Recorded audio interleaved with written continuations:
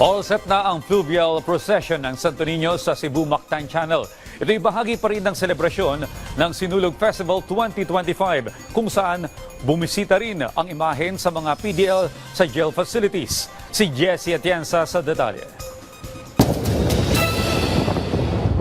Halos 2 oras ang itinagal ng inspeksyon ng Philippine Coast Guard at Philippine Navy sa Cebu Mactan Channel.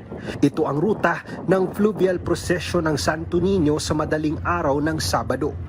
Ang fluvial parade ang pinakamahalagang religious activity ng kapistahan ng Senyor Santo Niño. Pinapakita nito ang pagdating sa Cebu ng imahe ng milagrosong bata na dala ng Portuguese explorer na si Ferdinand Magellan noong 1521. Iniregalo ang imahen kina Raha Humabon at Reyna Juana.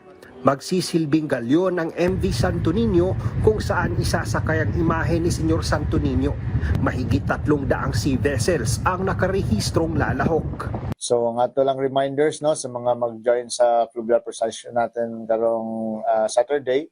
Magkuhan lang ta, mag-cooperate ta, musunod ta sa mga safety guidelines nga gipatupad sa atong mga law enforcers o sa atong mga safety personnel diha sa fluvial procession para maglikaya na to ang mga disgrasya, and then for us to have a smooth, safe and solemn celebration of the Fiesta Señor. Bumisita sa iba't ibang ospital at jail facilities sa Metro Cebu ang imahe ng Senyor Santo Niño. Ayon sa Basilica Minore del Santo Niño, mahalagang nabibigyan din ng pag-asa ang mga kababayan natin na hindi makabisita sa simbahan dahil sa karamdaman at mga pagsubok sa buhay.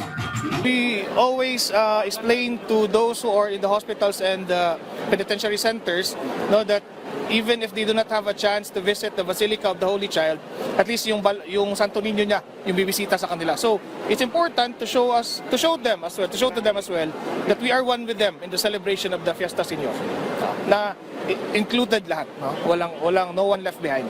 Mula sa PTV Cebu, Jessie Atienza para sa Pambansang TV sa Bagong Pilipinas.